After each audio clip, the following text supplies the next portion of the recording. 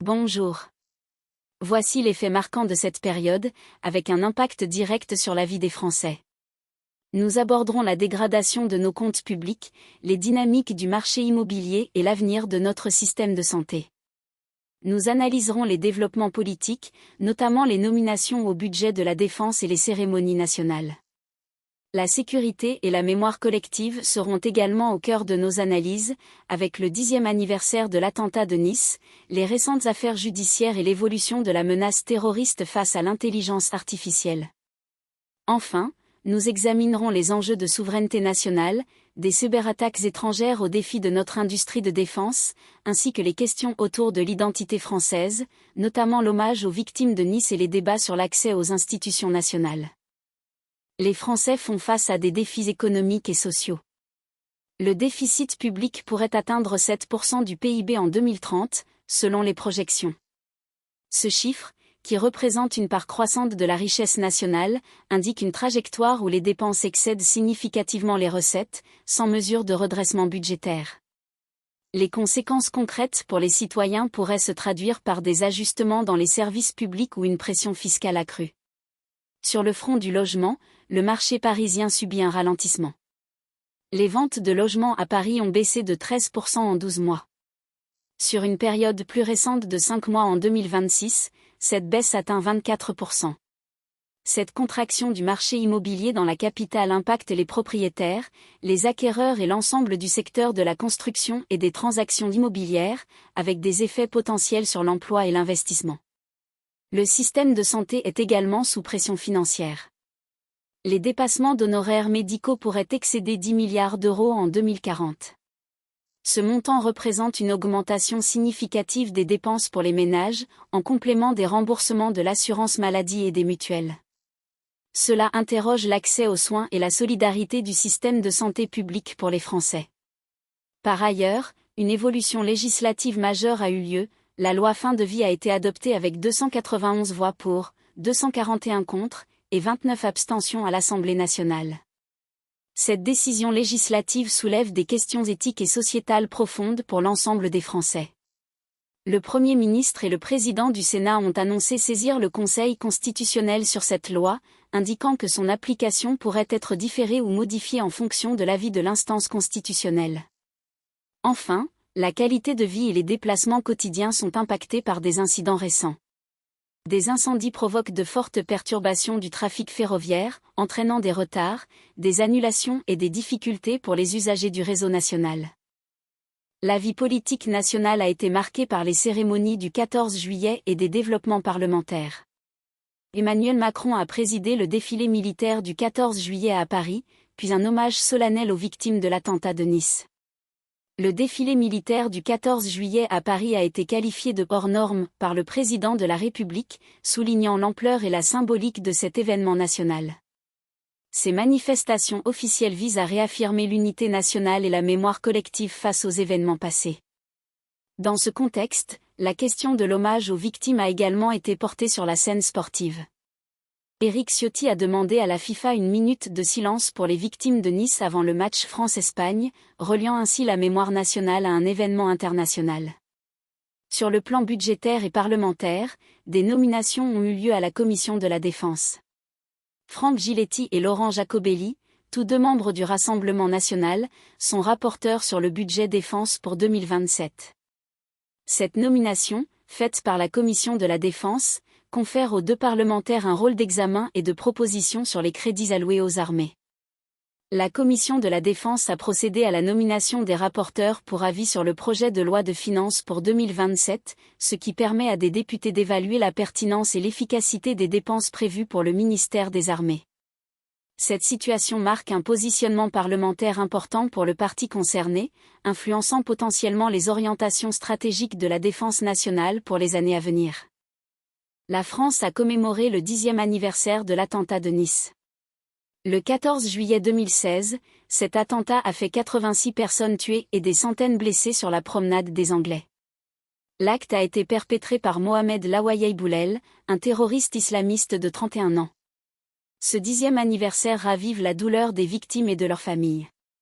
Stéphane Herbe, victime et coprésident de l'association Promenade des Anges, a déclaré les victimes de l'attentat sont complètement oubliées, exprimant un sentiment de solitude et de manque de reconnaissance pour les personnes directement touchées par cet événement tragique. Le contexte de la menace terroriste reste prégnant. Depuis 2012, la France a subi 58 attentats islamistes, causant la mort de 296 personnes. Ces chiffres témoignent d'une menace persistante et multiforme sur le territoire national, nécessitant une vigilance continue des services de sécurité. Parallèlement, des affaires judiciaires récentes mettent en lumière la gravité des crimes commis. Jérôme Barella a été mis en examen pour le meurtre et le viol de la collégienne Liana. Cette affaire, relayée par les médias, souligne la nécessité de protéger les plus vulnérables et la mobilisation des forces de l'ordre face à la criminalité. Dans un autre contexte, un pompier volontaire a été mis en examen et placé en détention pour un incendie suspecté à Fontainebleau. Ces développements judiciaires illustrent les défis auxquels la justice est confrontée. Enfin, l'évolution de la technologie modifie le paysage de la menace. L'intelligence artificielle devient une obsession des groupes terroristes islamistes pour la propagande et les opérations. Cette utilisation de l'IA vise à renforcer leur capacité de recrutement, de diffusion de messages et de coordination d'actions, posant de nouveaux défis en matière de cybersécurité et de renseignement pour les autorités françaises. La souveraineté française est confrontée à des défis externes et des questions internes sur sa capacité de défense. Sur le plan international, la France a réagi aux activités malveillantes étrangères. Une douzaine de pays européens ont été ciblés par des cyberattaques russes de sabotage et d'espionnage, mettant en lumière une menace numérique constante sur les infrastructures et les informations sensibles. En réponse, la France convoquera l'ambassadeur de Russie et sanctionnera 9 individus et 4 entités, marquant une action diplomatique et restrictive face à ces agressions numériques. En matière de défense industrielle, des revers sont constatés. Le programme franco-allemand d'avions de combat NGF, New Generation Fighter, du SCAF, système de combat aérien futur, a échoué. Cet échec du développement d'un avion de combat de nouvelle génération conjoint entre la France et l'Allemagne soulève des questions sur la coopération européenne en matière de défense et sur la capacité de la France à maintenir son autonomie stratégique et technologique. Le renseignement est souligné comme un pilier de la sécurité nationale. Le rapport 2025 de la délégation parlementaire au renseignement, DPR, souligne l'importance du renseignement face au désordre mondial, insistant sur la nécessité d'adapter et de renforcer les capacités des services de renseignement français pour anticiper et contrer les menaces. Parallèlement, la mobilisation citoyenne au service de la nation est mise en avant. La coalition des volontaires a ouvert le défilé militaire du 14 juillet, symbolisant l'engagement des citoyens et des réservistes dans la défense nationale. Enfin, les liens entre les changements environnementaux et les enjeux de défense sont de plus en plus reconnus. Un rapport détaillé met en évidence les corrélations entre les dérèglements climatiques et les défis sécuritaires, notamment en termes de stabilité régionale, de ressources et de migration, qui nécessitent une adaptation des stratégies de défense. La question de l'identité française est abordée à travers plusieurs prismes, allant de l'accès aux institutions nationales à la mémoire collective des événements tragiques. Une situation a soulevé des interrogations concernant l'accès à certaines institutions. Des élèves d'écoles catholiques auraient été écartés de lycées militaires. Cette information, si elle est avérée, interroge les critères d'admission et l'équité de traitement au sein des établissements d'excellence qui forment une partie de l'élite militaire de la nation, et soulève des questions sur la laïcité et la diversité des profils au sein de ces institutions. La mémoire de l'attentat de Nice, 10 ans après, continue de marquer l'identité collective. Des victimes de l'attentat de Nice déplorent un sentiment d'oubli et de solitude. Ce ressenti est un signal sur la manière dont la nation accompagne et se souvient de ceux qui ont été directement frappés par des actes de terreur. Lucas, qui avait 11 ans lors de l'attentat de Nice, a témoigné de sa survie, offrant une perspective concrète et humaine sur la résilience face à la tragédie. Son témoignage, comme celui d'autres victimes, contribue à la construction de la mémoire nationale de cet événement. Le 14 juillet, jour de fête nationale, a été transformé en jour de deuil pour le pays entier suite à l'attentat de Nice. Ce basculement symbolique montre comment un événement tragique peut redéfinir la perception d'une date emblématique pour la nation, mêlant célébration et recueillement. La promenade des Anglais à Nice, lieu emblématique, fut le théâtre de l'attentat, ancrant ce drame dans un lieu de forte identité locale et nationale.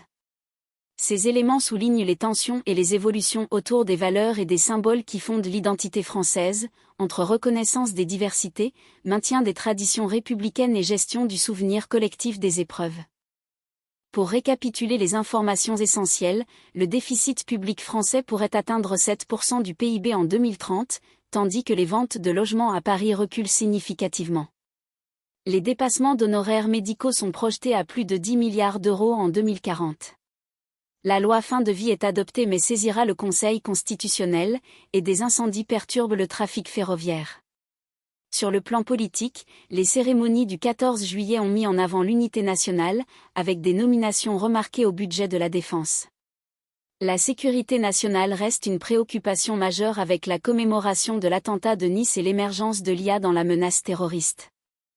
La souveraineté est mise à l'épreuve par des cyberattaques russes et l'échec du programme d'avions de combat SCAF.